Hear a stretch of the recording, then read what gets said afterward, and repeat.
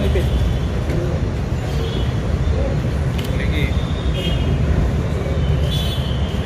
Sir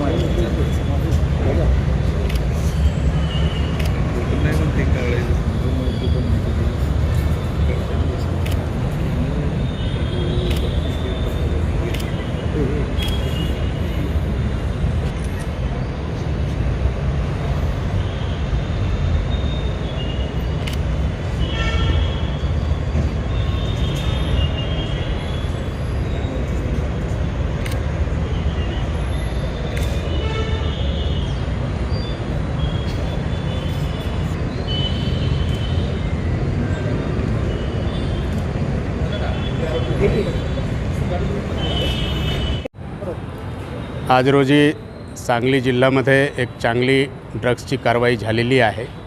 यांच्यामध्ये LCV तर्फे एक गांजाचे कन्साइनमेंट ज्यांच्यामध्ये 300 kg गांजा आहे हे जप्त करण्यात आलेलं आहे।